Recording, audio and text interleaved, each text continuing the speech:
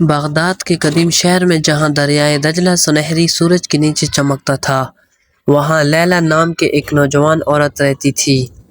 لیلی شہر بھر میں اپنی سحر انگیز خوبصورتی اور اپنی سریلی آواز کے لیے مشہور تھی۔ وہ ایک امیر سوداگر کی بیٹی تھی، لیکن اپنے ساتھیوں کے عکس اس کا ایک تجسس تھا، جو اس کے پرتعیش گھر کی دیواروں سے بہت آگے تک پھیلا ہوا تھا۔ ایک شام ہلچل سے بھرے بازار میں ٹہلتی ہوئی لیلی کی توجہ ایک جمع ہجوم کی طرف مبذول ہوئی۔ ایک کہانی سنانے والا اس کا چہرہ بے شمار سفروں سے بھرا ہوا جادو اور مہم جوئی کی کہانی بنا رہا تھا۔ لیلی اس کی باتوں پر مسحور ہو کر سامنے کی طرف چلی گئی اور غور سے سننے لگی۔ کہانی سنانے والے نے جنوں کی وادی میں چھپے ایک افسانوی خزانے کے بارے میں بات کی، ایک ایسی جگہ جو اسرار میں ڈوبی ہوئی ہے اور طاقتور روحوں سے محفوظ ہے۔ اس نے کہا کہ خزانہ صحرا کا دل تھا، ایک ایسا جواہر جو اپنے مالک کو بے پناہ طاقت اور لامتناہی حکمت عطا کر سکتا ہے۔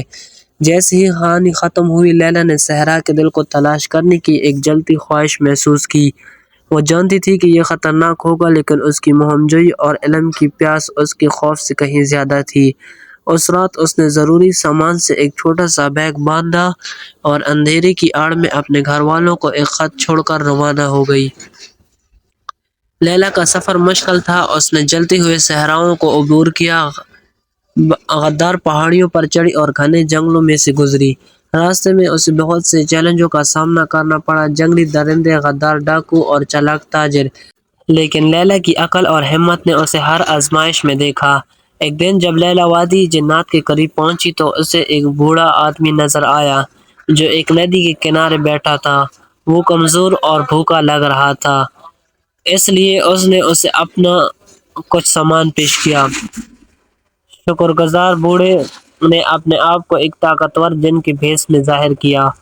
وہ مسافروں کے دلوں کو جانچ کر رہا تھا کہ آیا کوئی صحرا کے دل کے قابل ہے یا نہیں۔ جنوں نے لیلی کو اس کی مہربانی کے صلے میں 3 خواہشات دیں۔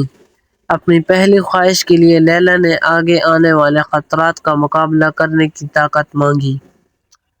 اپنی دوسری خواہش کے لیے اس نے ایک گائیڈ کی درخواست کی جو اس کی وادی جنوں میں جانے میں مدد کر سکے۔